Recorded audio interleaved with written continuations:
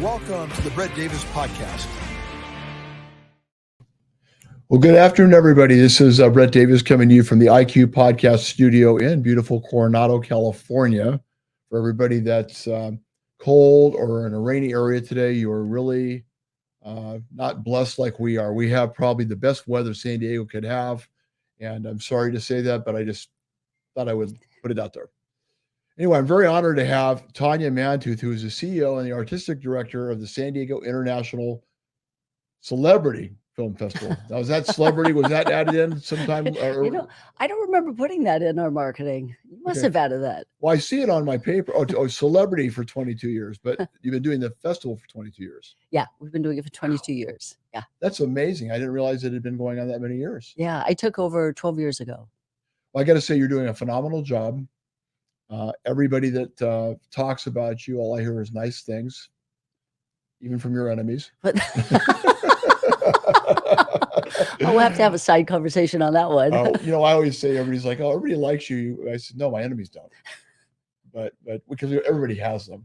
But I also understand that if people are saying things, you must be doing something right. Well, that is true. I guess I'll take that as a compliment. Okay, it is a compliment. So this year's event starts on the 18th? Yes, October 18th through the 22nd. Very nice. And it's going to be over at the UTC area in La Jolla. Yeah, at the Westfield Mall. Beautiful mall. Yeah, it's great. I think it's probably one of the nicest malls in San Diego. My partner, Larry Dalrose, and my wife, Sarah, are always talking about how nice that mall is. I think it's a great location for film festival. It is, especially because they have such great restaurants, so people can come and watch films, go have lunch, dinner, come back, watch more films. It's great. They don't have to go anywhere. So everything's open. Yes. Good. So for people that are really hungry, like some of the times when you hear about the Academy Awards, a lot of the celebrities are starved. So if people are hungry, they can stop off to the side. They can get a Wetzel pretzel. That's right. They can get a juice. They can have a nice meal. That's really great. So what are some of the things this year that you'd like to talk about that you think people should know that are going to be coming, or want to know maybe something that they're not aware of that you're doing there? Well, first of all, we're opening in Balboa Park at Museum of Photographic Arts. That's our opening night premiere with the Holdovers with Paul Giamatti, Alexander Payne film. Really funny, very, very touching. I think everyone will enjoy that. Then Thursday through Sunday, we move up to UTC Westfield. And then the great thing is we're partnering with some of the luxury brands. So we're doing a party at the showroom of VinFast, which is one of the new electric vehicle companies. Yeah. We're doing a number of other partnerships, so parties, so people get to leave the festival a little bit, go over, have a party, come back, watch films. And on our patio, we're going to be doing our panels, which is really fun. We finally brought those back. And then just we're going to have music in the lounge, and it's just going to be a great experience. So really kind of immersing yourself not only in film, but also part of the community. Well, you've always been good at that. You're going to have music in the lounge. Right away, I thought, why don't you bring Bill Murray in one year and have him do the lounge singer? When he comes in and sings in the lounge, I think that would just be classic. Did you ever see him do that? I love that. I love that. I mean, he gets away with it. He does. And actually, doesn't sound bad. I don't know. I mean, it's not great, but somehow he's able to get away with it. That was such a funny skit. Wasn't it? Yeah. Because I know people like that. All right. Well, we'll book him for next year. Yeah. I might even do it. I mean, I might even come out. My partner, Larry's never heard me sing, and there might be a reason for that, but we hear him sing all the time. Well, we can audition right now. You want to give us a little rendition? I'm trying to think of a song. My wife said no. Okay, never mind. we got cut off. Okay. All right. Cut us off. We'll have some drinks and we'll talk about it. So why Balboa Park this year? Are you expecting a lot of people to see the Paul Giamatti film? Is that why you picked Balboa Park to start it off? Well, we've actually been Museum of Photographic Arts for the last couple of years for opening night. Oh. And part of it is it's a great venue because we always do a party beforehand. And it's a beautiful theater. It seats about 220 people, but it's such a gorgeous theater. And, we just really wanted it to be special and have a place where we can just, set that party up and have everybody come out and enjoy that evening. So you plan the very next day, as soon as the event's over, you start planning like probably the very next day, I would think. It kind of feels that way, yeah. Well, we open actually, we do. We have a little bit of a break, but then we roll right into 2024 because one of the first things we do is we open for submissions in January. So we have to prepare our screeners and get that all set up. And yeah, we start to open submissions. This year we had a little over 3,200 films submitted Oh. from 85 countries. So that is an enormous process that, takes us through most of the year. So every year, do you find that it's growing more and more percentage are getting higher every year? The more people hear about the festival? We really do, and it's really I feel really honored because, as you know, you're a filmmaker. When you get to submit your film to Film Freeway, you have hundreds of thousands of It's choices. true. And so the fact that we've been able to, grow it in such a way that filmmakers want to not only submit their film, but then actually come and fly into town and be here for part of their screening and the experience. So you have a huge impact on the local economy, hotels, restaurants, um, podcast studios, potentially. Um, what um, what types of films, as far as categories, are there anything added this year that you're doing different? So we always have social impact films. I mean, we have features, documentaries, international films, and then shorts, and we always have social impact films. And we generally take on issues through that because that's for me personally. That's a really important thing to use the festival as a platform, to educate people on some of the big global issues. And so And there's a lot of issues. there's a lot of issues, and I think more since we've known each other for like the last 3 years. I mean, A it lot of really things, a right? lot of things. I mean, obviously, we're seeing what's happening around the world, but last year we took on sex trafficking, human trafficking, such an important issue to talk about. This year we're partnering with Joey Travolta and Inclusion Films, Yeah. It's a and good friend of Lori Delrose's. oh, really? Oh, yeah, Joey is such a great guy, and we've partnered with him in the past, and one of his big passion is to be able to work with adults with developmental disabilities, and so he puts on these workshops around the country to help these young men and women I've heard about what he's doing. I have heard about what he's doing. because he trains them in production. And so what that does is then he makes films and he 80% of his crew and it are these young adults. So we've got a documentary in the festival where you follow these 16 Wow. young men and women who are on the spectrum, and it's about learning how to be friends. And for the broader audience, you get a chance to see what it is they're feeling, and I think it's a really beautiful universal message. We're gonna do a panel because we're gonna talk about employment, and that's a key issue Huge. because, you know what? This is a very viable community that employers need to really consider because, they are San trained. Diego. Well, San Diego, but really anywhere. But yeah, I mean, that's the message we wanna bring to San Diego.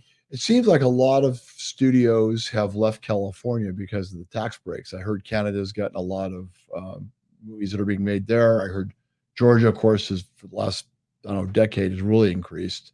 Tyler Perry's studio, plus the Marvel movies being Mhm. made over there. Um, any word on how California is going to handle the future of movie making being done here? You know what? That's a really good question. Every time I think that they're going to get a handle on it, It should, right? um, Because they it all should. started here pretty much, right? Yeah. I mean, they absolutely should. I mean, it's I know they're trying to allocate those tax dollars. I think that there are a lot of some of the filmmakers really kind of hamstrung by some of the requirements where the other states really work with the filmmakers. Sure. So, I'd like to see them fix that because, we are seeing a lot of studios move. I mean, can you imagine all the small towns in California that would love to have a movie made there with not a lot of expense as far as, you know, just small towns. We have a friend, Cynthia Rothrock, who's making a movie called Black. I think it's it's a cowboy movie. And she's taking an old Western town over in Arizona where there's hardly anybody there. And she did that because of the cost. And it would just be nice to be able to see the jobs come back to California and people that are in those industries and the universities that want to go to work Yeah. get those jobs. Yeah. Like you pretty much probably have to travel everywhere. Black Creek is the name of the movie. Oh, Black Creek. Oh, okay. So I was supposed to be in it, but I think we're going to get an award that night. So I think I have to be here for that. But next time maybe. But you're absolutely right. I mean, there's an entire industry that can spawn around entertainment and production, Sure. and I think that the state really needs to see how they can make that work. Where are the shortages in those in the industry as far as the jobs? Where is there a need, do you think? Well, it probably depends on where you are. Up in LA, obviously, I think they have the resources, and so many people do live there that I don't know that there's a need in LA. I think that that's definitely filled, but you see a lot of people willing to relocate because it's cheaper to live in Georgia, Sure. and now they can get a good job in the industry. Yeah. With some really good movies being made over in Georgia. Yep. What are you hearing about Las Vegas as far as the movie studio? I've heard there might be a movie studio being built over there, and I know the taxes are cheaper in Las Vegas. Have you heard anything about that at all? I've heard a little bit, but they don't seem to be letting a lot of information out about that one. It'll be interesting to see how that is because it's not that far from LA. Right. It's pretty close. But let's get back to your film festival. You're just such a walking. I'm going to date myself here because we were talking about radio earlier. You were such a walking encyclopedia. Now, for anybody that's watching, that is What's an encyclopedia? that is the origins of Google. Just to let you know. When Google was in a book. Yeah, you don't even probably know what it is because you're a lot younger than I am. So, but so the final night of this whole thing, you're probably going to have a party of some kind, I would think, right? We're gonna have parties practically every day. How do you do it? So, I mean, well, how do you I slave over your job and party from place to place and to be able to get through everything? well, I've got a great team, and it's just about creating a great experience. So we really wanted to do that since we're concentrated there at Westfield. We just wanted to create a fun environment. So there's going to be pretty much a party every night. Well, since a lot of people are watching right now, hopefully, and then when you share this, I can't say off the record because we're live, but any celebrities or any big names coming to the film festival? Well, the with the SAG after strike, the actors for the studios, they had to take a pass on really all the film festivals. So, and we understand that that doesn't impact independent films. They have a different guideline and Sure. protocol. So we have a lot of filmmakers with the independent films, and so we're excited to host them. We're excited to have them there. Are you hearing anything about? So the strike is complete, though. Aren't they done with it now? The WGA, the Writers Guild is, but SAG is still on strike. Really? Yeah. Thought they were. So any idea when that might finalize? It looked like it was going to really move forward pretty quickly in terms of finalizing it, but it looks like it got stalled just the other day in a big way. So I'm not sure what that breakdown was. Don't blame the nanny for this. She's doing great stuff, though. She's doing a great job, and it's a complicated issue, on both sides. So the one thing I keep hearing about all this, including the future of film media, is AI. It's like Mhm. the word. Larry Delrose is always coming up with the key word for the day. What's the key word? What is everybody talking about? AI seems to be on everybody's lips for a lot of reasons and for a lot of things. Um, but I would think that if you take AI on, let's say we have a film that's AI made, it's probably going to piss off a lot of people that are in the unions. That's what I would think, because that's something they're really not for. Am I correct? Well, correct, and I think and actually AI is a big topic, and we are doing a panel on that, and it's called disruption and innovation in the industry. So, and I've got people coming down from the industry, and they're going to talk about AI or generative AI and what that means and how that can impact and also benefit the industry. So they're going to look at it from both standpoints because it's not so much how AI will create a film start to finish, but how it can be included in terms of the pre-visualization phase as well as the post-production and things like that. There's a lot of AI that's already in play in terms of when you're using green screen and things like that. So that'll be a really hot topic, and I think it's important for everyone to become more educated about it. So they've been using it off and on. I mean, they've been using it a little bit, like you talked about, for the green screen, probably some other things. But for some reason, it became a real hot topic, and It is, yes. but it seemed like it really escalated, I think, when people started to realize that it would affect their bottom line, Mhm. right? Right. And AI is hitting every industry.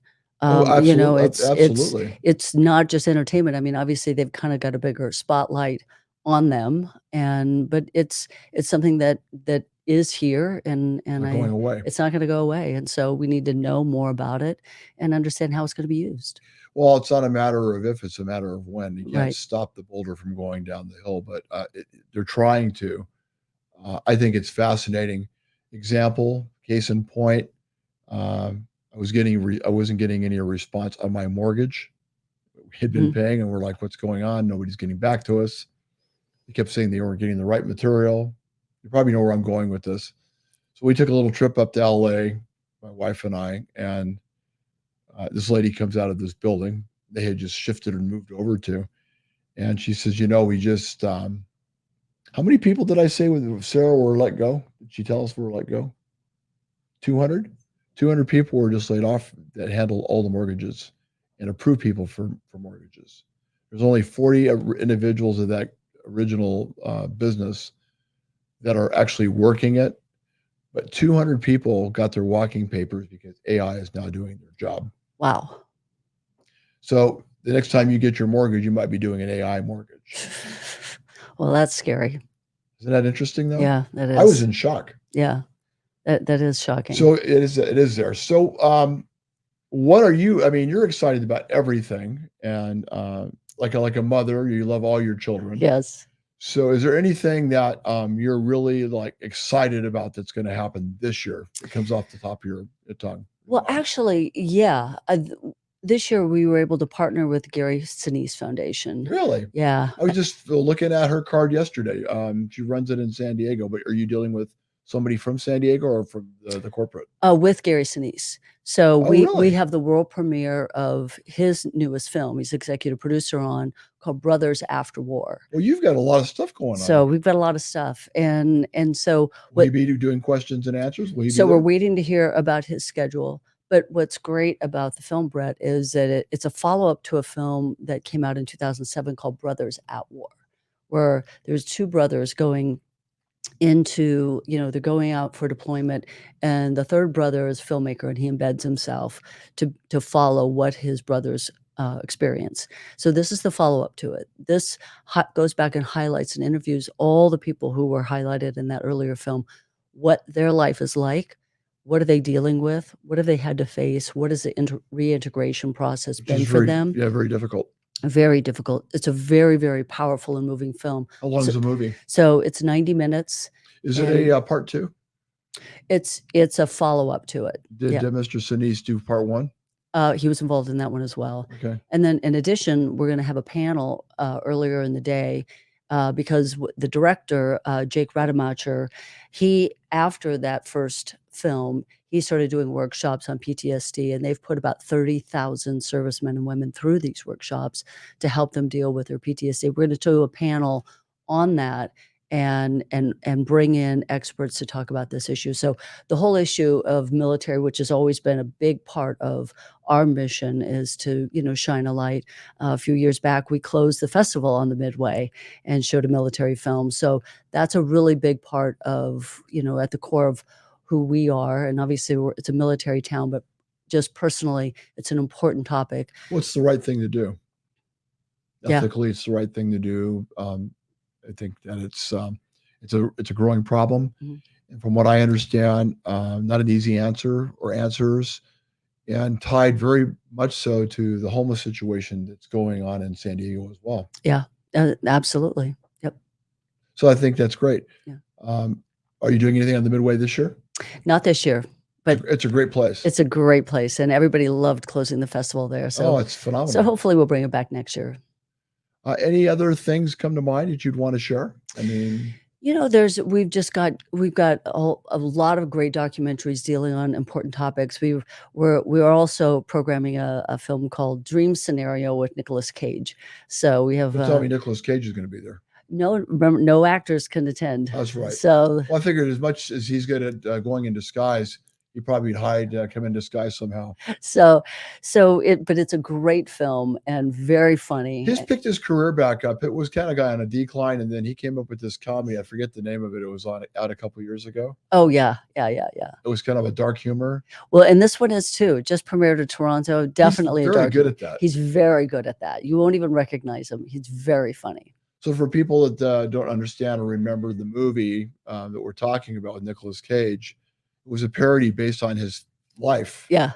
And how he couldn't get anybody to call him back for a role. Yeah. Larry, did you ever see that movie? Hilarious. Yeah. He was perfect for it. He was and perfect. I think that brought him back. Yeah. Well, we're excited to be involved in some way. I mean, I think what the challenge is time goes by so quick, and you're always, we always talk about you and what you're doing with the festival, and we're fans, and we still haven't been able to attend. So I hope we can get there this year to see You got to come out. What's going on. Yep. We don't eat a lot. We don't need a lot of places to sleep. We can take a sleeping bag, and we can take a brown bag and cut back on your cost and help you a little bit. But we got lounge furniture. We're good. Really? Yeah. We're good? Yeah. Okay. I appreciate you being here. Thank you for having me. And all the information is at the bottom of the screen. Everybody, please would support the San Diego International Film Festival, and it's in its 22nd year on the 18th of October.